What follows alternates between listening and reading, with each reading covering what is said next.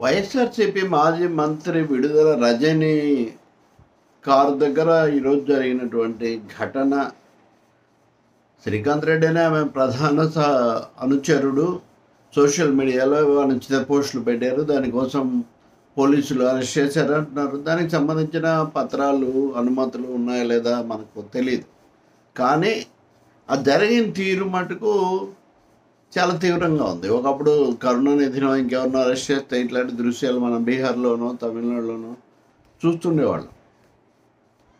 ఆంధ్రప్రదేశ్లో చిలకలూరుపేట లాంటి చోట ఆమె మానకొండ వారి పాలనలో ఎవరో తమ పార్టీ నాయకుడిని పరామర్శించడానికి వెళ్ళాను. వస్తూ ఉంటే సిఐ సుబ్బరాయుడు వచ్చి అడ్డుకున్నారు. కారు ఎక్కుతుంటే దిగమన్నారు. తర్వాత ఇది జరిగింది. కారు సర్చ్ చేస్తాను, అరెస్ట్ చేయాలి. ఏ కేసులో అరెస్ట్ చేస్తున్నారంటే ఆ వివరాలు కూడా చెప్పలేదు. పైగా మహిళలను చూడకుండా నన్ను దాదాపు చెప్పలేనంత కారులో కూర్చుంటే కూడా, నా కారులో నేను కూర్చుంటే కూడా నా మీద దౌర్జన్యం చేశారు అని చెప్పి ఆమె చెప్తూ ఉన్నారు. ఆ విజువల్స్ కూడా టీవీలో అంతా కూడా కనిపిస్తున్నాయి.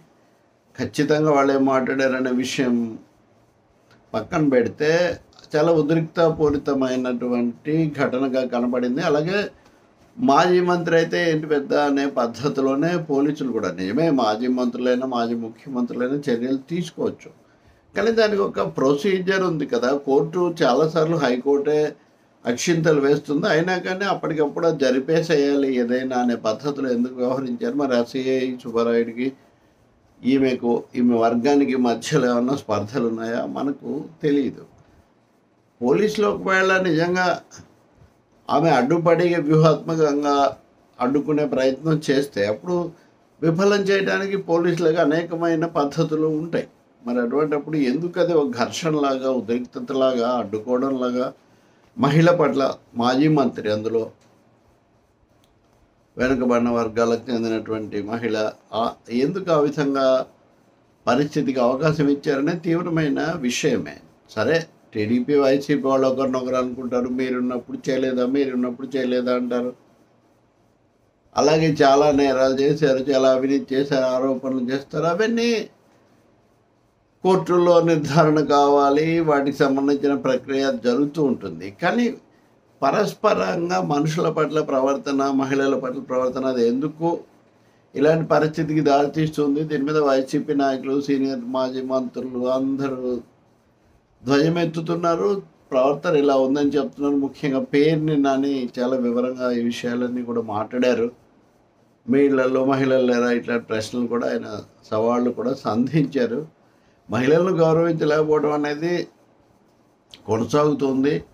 అది ప్రత్యక్షంగా, పరోక్షంగా మీడియాలో అనేక రూపాల్లో, బూతులు కావచ్చు, ఇంకోటి కావచ్చు, ఈ విషయంలో గత ప్రభుత్వం మీద ఫిర్యాదులు ఉన్నాయి. కానీ ఒక మాజీ మంత్రి, మాజీ ఎమ్మెల్యే ఆమె పట్ల ఎందుకు ఈ స్థాయిలో ఒక పోలీస్ అధికారి చేయాల్సి వచ్చింది? ఒకవేళ నిజంగా సహకరించకపోతే ఆమె మీద కోర్టులో ఫిర్యాదు చేయొచ్చు, అది కూడా ఒక కేసు పెట్టచ్చు.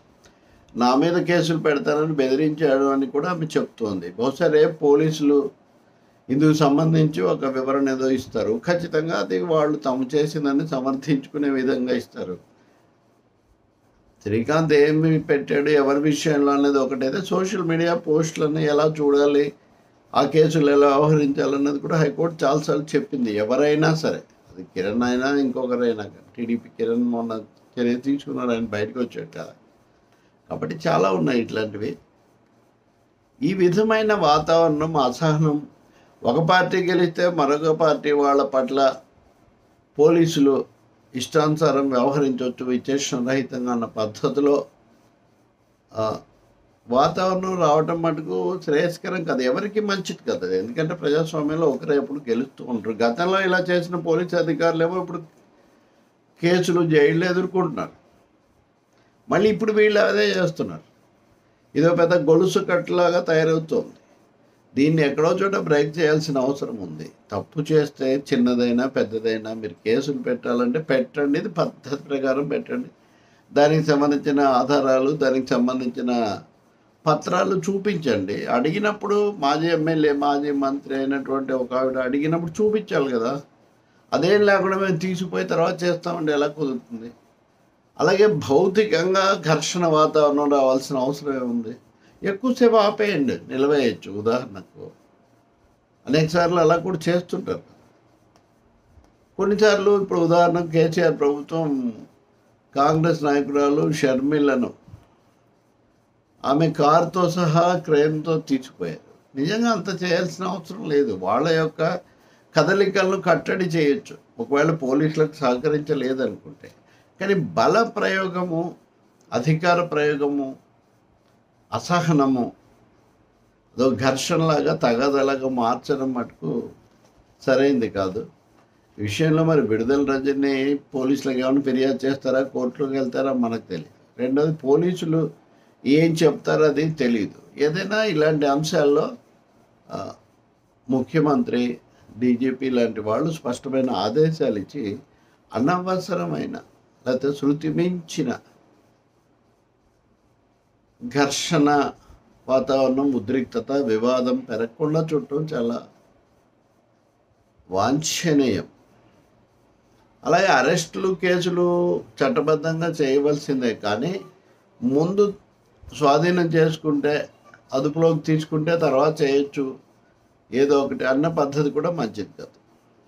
కేసులు పెట్టడం అన్నది చట్ట పరిధిలో జరగాలి తప్ప కేసులు పెడతాము లేకపోతే మామూలుగా అనకూడదు కానీ బొక్కలో తోస్తాము, ఇదొక ఊతపదంలాగా మారడం మంచిది కాదు. ఎవరు అధికారంలో ఉన్నా, ఎవరు ప్రతిపక్షంలో ఉన్నా.